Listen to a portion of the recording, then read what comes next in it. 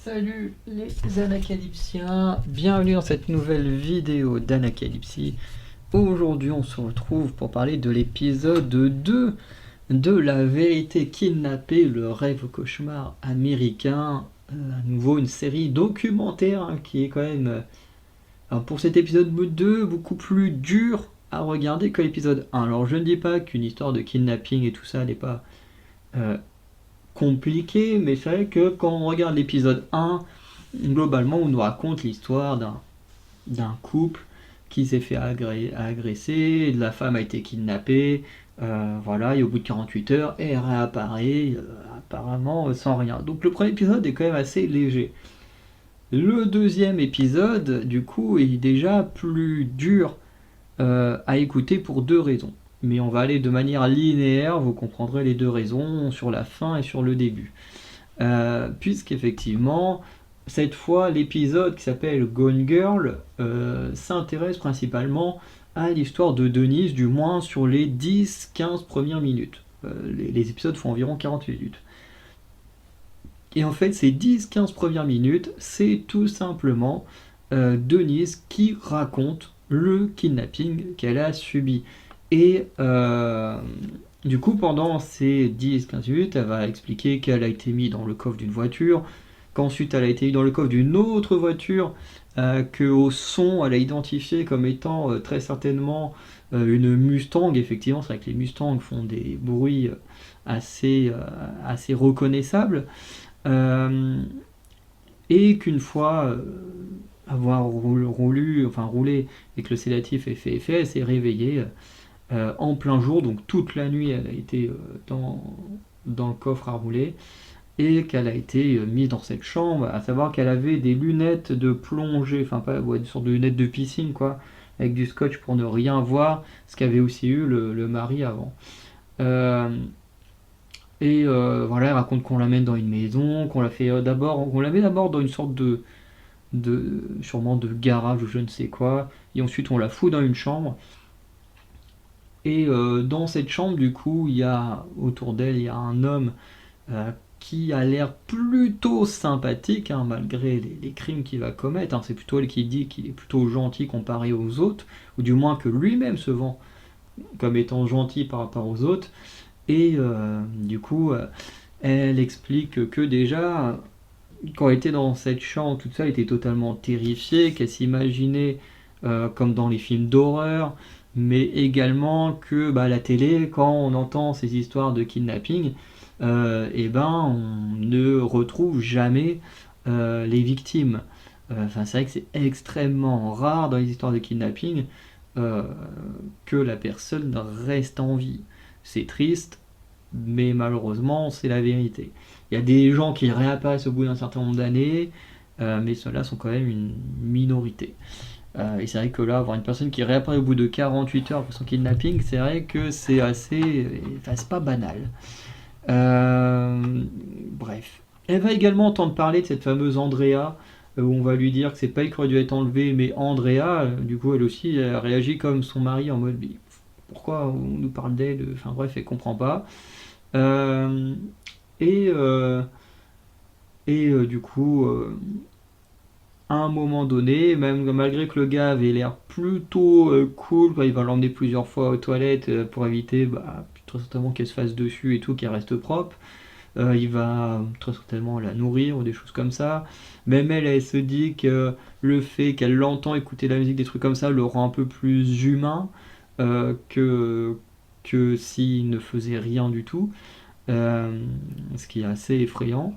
Euh, et, euh, et du coup, c'est là qu'elle va raconter sa première histoire de viol pendant son enlèvement, où le gars va lui dire, bah voilà, je dois te filmer, voilà, en train de coucher avec toi, parce que si tu nous dénonces ou quoi que ce soit, et ben on utilisera ça contre toi. Et du coup, voilà, elle raconte son premier viol, comment ça s'est passé pour elle et tout. Euh, voilà, je n'entrerai pas trop dans les détails, ceux qui veulent le savoir, regardez la série. Mais voilà, du coup, elle va raconter ça. Ensuite, le temps passe, euh, il y aura une discussion avec les complices du gars, chez qui elle est, qui apparemment a été une grosse dispute et tout. Et ensuite, le mec il vient la voir pour faire l'enregistrement. L'enregistrement où euh, elle paraît beaucoup trop calme. Et d'ailleurs, j'ai oublié, et là, sans revoir l'épisode enfin, l'épisode 2, qu'effectivement, j'ai oublié un détail, c'est qu'effectivement, elle donne son nom, elle dit que pour l'instant tout va bien, et également elle donne des détails sur ce qui s'est passé dans la journée. Notamment, apparemment, il y a eu un crash d'avion, un truc comme ça. Et ce qui fait que bah, ça permet de vraiment savoir qu'elle est en vie. Tu vois, c'est pas un enregistrement qui date de la veille ou quoi que ce soit. C'est vraiment un enregistrement où elle raconte ce qui s'est passé dans les infos au moment où elle parle aux gens. Enfin, elle parle dans son message pour prouver qu'elle est encore en vie.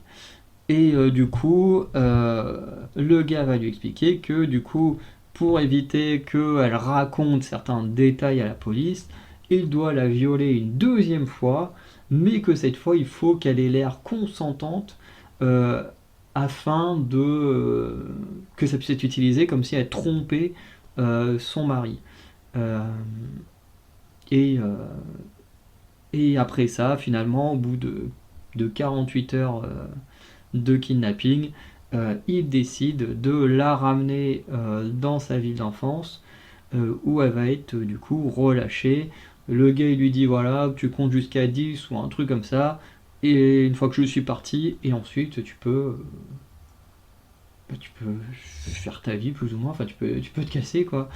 Euh, du coup forcément elle reconnaît où elle est, puisqu'elle était dans la rue même de sa ville d'enfance, hein. Et puis du coup forcément c'est là où elle envoie le message à son père pour lui dire papa je suis dans la rue, j'arrive. Euh, du coup forcément son père était pas là, elle se retrouve chez une voisine, la police vient la chercher et du coup elle finit au commissariat. Forcément au commissariat elle raconte toute son histoire sauf les viols parce que bah, c'est quand même quelque chose de traumatisant, donc elle n'ose pas en parler, ce qui est tout à fait compréhensible, hein.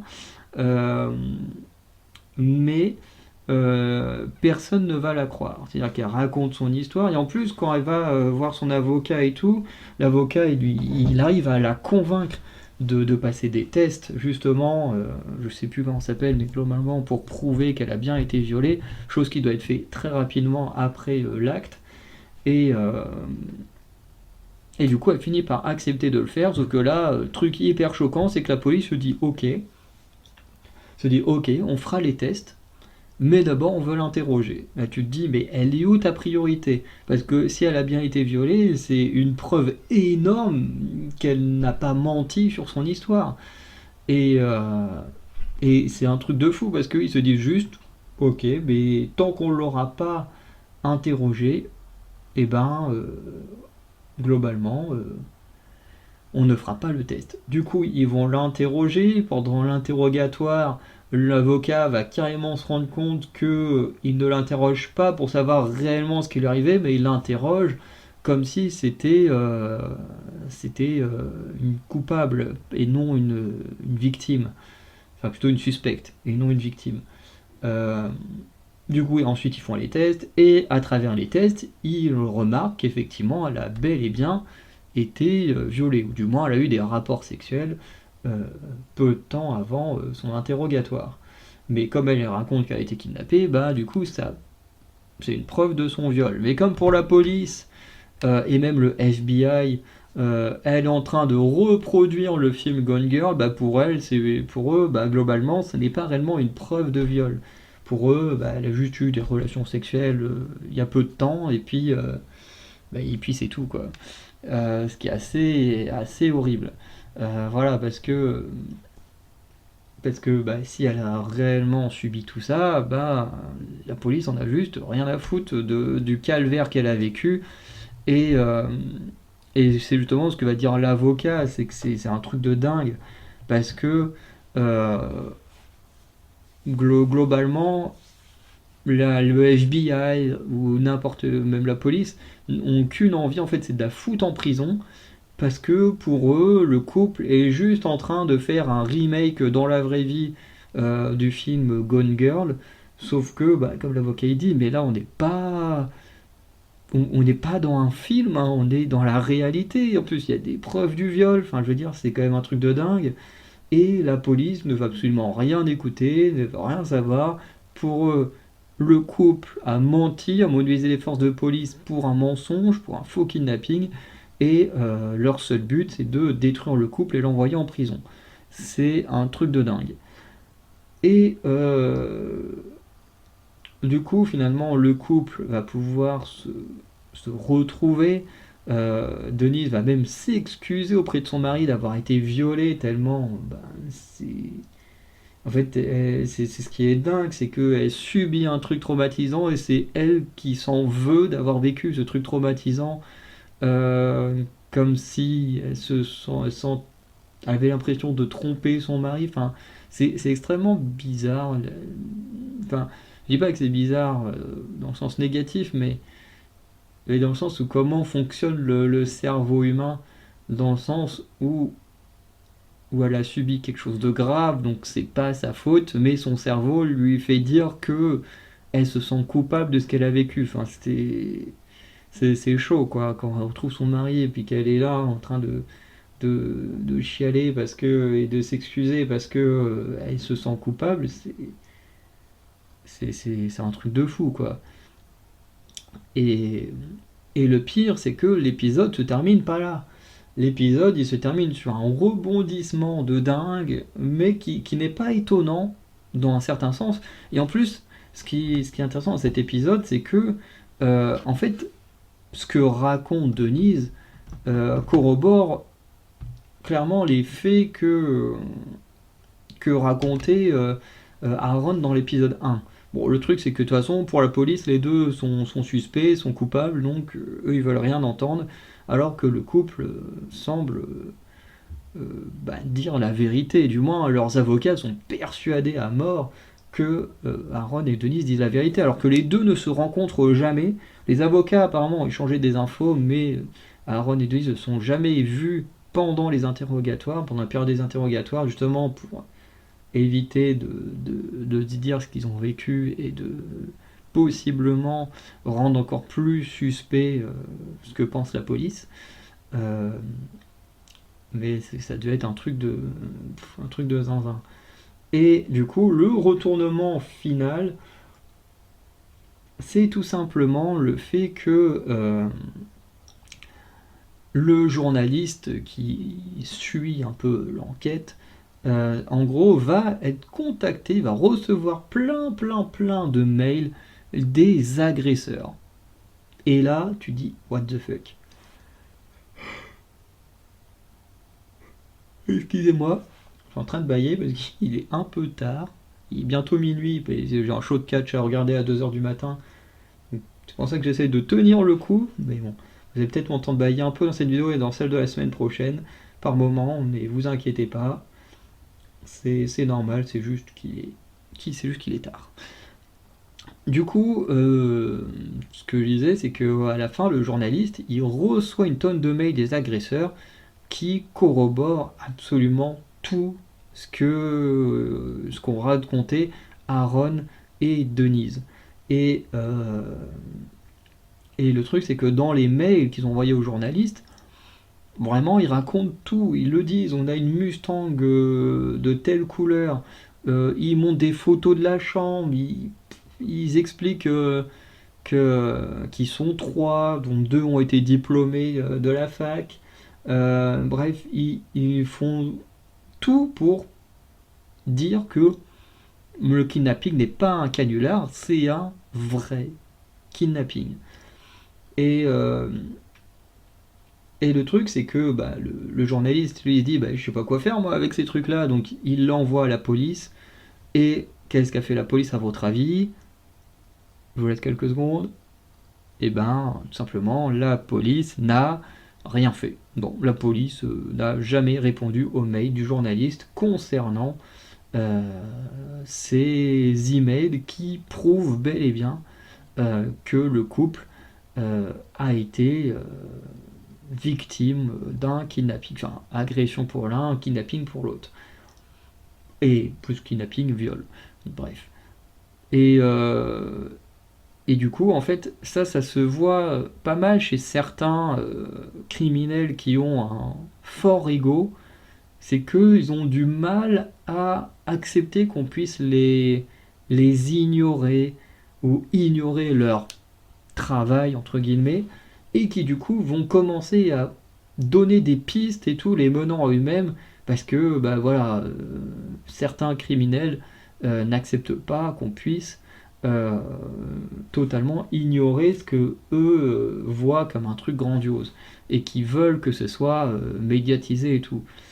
Et là, le fait que la police ignore totalement les, le kidnapping en disant que c'est totalement fake et tout ça, euh, il décide de donner un ultimatum à la police, notamment en disant bah voilà, dans, enfin si dans un certain laps de temps vous n'avez pas donné d'excuses à Aaron Quinn et à Denise Huskins et que vous n'annonciez pas que le kidnapping était vrai, on devra cette fois s'en prendre à quelqu'un d'autre et faire un autre kidnapping.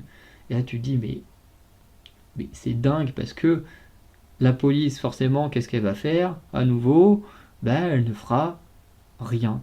Et c'est là que l'épisode se termine sur un nouvel appel au 911 où là tu as une femme qui raconte que ils sont en train de se faire kidnapper, enfin en train de se faire agresser chez eux, que leur mari est en train de se battre avec les kidnappeurs, notamment parce qu'ils ont pris leur petite fille. Et du coup, on sait pas trop où va partir l'épisode 3, mais là, carrément enlever une petite gamine, qui dit, c'est... Quand tu vois ce qu'ils ont fait à une femme adulte, tu te dis, mais imagine s'ils font ça à une enfant, c'est n'importe quoi. Et franchement, ça fait peur. Moi, ça m'a un peu. Juste le fait d'entendre à la fin que la femme elle dise oui, ils ont pris notre fille et que ça s'arrête comme ça m'a. J'ai pas d'enfant pourtant. J'ai pas de copine, j'ai pas d'enfant, j'ai rien, mais ça m'a quand même fait quelque chose. J'ai les larmes d'un coup qui sont montées aux yeux alors que on ne sait pas vraiment ce qui s'est passé, si la gamine va être sauvée ou pas, mais ça m'a fait quelque chose cet appel. Euh, Et alors je dis pas que l'histoire de viol et tout m'a rien fait, mais j'ai trouvé que c'est les deux moments un peu choquants de, de l'épisode. Et, euh, et globalement, voilà un peu ce qui se passe. Le truc, c'est que d'un côté, en fait, quand l'épisode il se termine, on est un peu perdu. On est perdu parce que d'un côté, le discours d'Aaron a l'air d'être véridique. Le discours de Denise avec la preuve qu'elle a bien subi deux viols euh, semble corroborer que ce qu'elle raconte est vrai. Mais pourtant, bah, l'histoire elle est quand même assez what the fuck. Et on comprend pas vraiment certains points de l'histoire. Alors déjà, il y a le côté où déjà la police, tu te dis, mais pourquoi ils ont été aussi incapable pendant toute cette enquête, juste à croire que des gens allaient juste faire un remake d'un film pour faire chier le monde. Tu te dis what the fuck, surtout qu'en plus t'as des preuves accablantes sous les mains, qu'en plus t'as les kidnappeurs eux-mêmes dont tu reçois des preuves qui te disent hey c'est nous et si vous faites rien, bah, vous allez devoir en subir les conséquences. Tu te dis c'est quand même fou quoi, à quel point les policiers ont été mauvais, même le FBI a été mauvais sur cette enquête. Et je pense que eux-mêmes ils le savent parce qu'il y a un moment sur le deuxième entretien, enfin interrogatoire de Denise, le FBI a refusé euh, de, de, de, de publier l'interrogatoire, enfin de le mettre en public parce qu'ils ont fait que accabler Denise et tout ça. Euh, et je pense que justement ils veulent pas rendre l'enregistrement en public parce que bah, du coup je pense que Denise est vraiment innocente parce que sinon ça sert à quoi de refuser qu'un enregistrement devienne public si ça, si ça concerne un criminel ou une criminelle. Alors que là, si ça concerne quelqu'un d'innocent, il y a plus de raisons de ne pas vouloir publier, publier l'interrogatoire où ils ont été extrêmement durs avec cette femme, selon l'avocat. Et en fait, moi, là où je bug et que j'ai hâte de voir l'épisode 3 pour avoir une réponse, c'est que je me dis, en fait, c'est quoi l'idée des kidnappeurs derrière ce kidnapping? Il y a bien quelque chose, je veux dire, d'où tu kidnappes quelqu'un pour le libérer 2 jours après? Ça n'a pas vraiment de sens. Euh, En plus, apparemment, ils n'ont pas spécialement reçu d'argent ou quoi que ce soit, parce que quand, quand dans le premier épisode, Aaron il dit qu'il peut pas avoir 15 000 dollars et qu'il peut seulement avoir 3 500 $, les kidnappeurs ont décidé de ne plus jamais le recontacter. Et tu te dis, ce qui fait que techniquement, ils n'ont jamais reçu d'argent. Donc, pourquoi est-ce qu'ils l'ont relâché s'ils n'ont jamais touché d'argent? Quel est le but de ce kidnapping? Il a pas de. Enfin, pour l'instant, il n'a pas de sens en fait. En plus, ils ont envoyé des preuves aussi, de l'arme, le taser et tout, dont avait parlé Aaron et tout, enfin bref. Et tu te dis, mais je comprends pas leur idée derrière ce kidnapping. Pourquoi kidnapper quelqu'un, le relâcher 2 jours après? Et surtout, tu te dis, mais qui ils sont? Qui ils sont? Parce que quand même, les mecs, ils enlèvent...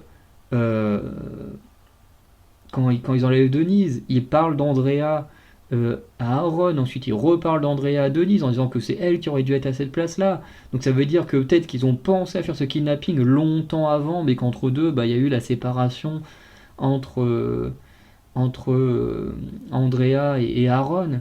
Euh, tu, tu dis comment est-ce qu'ils peuvent connaître le nom d'Andrea? C'est trop bizarre. Comment ils peuvent savoir euh, où Denise elle a vécu pendant son enfance? Parce que c'est même pas ils l'ont ramené dans sa ville natale, c'est ils l'ont carrément ramené dans la rue de son père. Tu te dis mais c'est qui ces gens-là pour connaître autant de détails particuliers et privés sur les gens qu'ils ont agressés? Et surtout, bah, quel est leur but d'enlever quelqu'un si c'est pour pas recevoir de trucs financiers, si c'est pour pas recevoir quelque chose en échange? Enfin, je sais pas, c'est l'histoire, elle est intéressante parce que on présente 2 personnes que la police voit comme des suspects qui ont l'air totalement innocents et en même temps on comprend pas les motivations des agresseurs et ça je trouve que c'est assez fort parce que ça donne plus envie de voir la suite malgré que ce soit une histoire morbide qui ait vraiment existé mais on comprend pas les motivations, on comprend rien et en plus le fait qu'ils aient commis une deuxième agression rend les choses encore plus terribles euh, et montre encore plus le manque de compétences qu'ont eu les policiers et les agents du FBI qui ont bossé sur cette enquête. Euh, voilà. Du coup, j'ai arrêté cette vidéo là qui est moins joyeuse, entre guillemets. Hein. Bon, c'est jamais joyeux de parler de ce genre d'histoire, mais bon, là on a quand même touché des points assez sensibles hein, entre du viol et possiblement du kidnapping de petites filles. Donc bon, enfin ce serait un petit garçon, ce serait pareil. Mais du kidnapping d'enfants, ça reste quand même hyper grave. Autant que n'importe quel crime, mais on vit dans des sociétés où on se dit que les enfants c'est vraiment le truc auquel il faut pas toucher. Bah là ces gens-là l'ont fait parce qu'on veut pas les écouter, c'est chaud. Donc voilà, on va arrêter la vidéo là. N'hésitez pas à me dire ce que vous avez pensé de cet épisode 2 si vous l'avez vu. Si vous n'avez pas vu, allez checker cette série parce que malgré que l'histoire soit terrible et que ce soit tiré d'une histoire vraie, c'est quand même hyper intéressant. On se pose beaucoup de questions et je pense qu'on n'est pas prêt pour le reveal de fin parce que je pense que les 3 kidnappeurs vont être arrêtés mais j'ai très envie de connaître leur motivation. Donc voilà. Du coup, on va arrêter là. Passez une journée, bonne soirée. On se dit à la semaine prochaine pour l'épisode 3.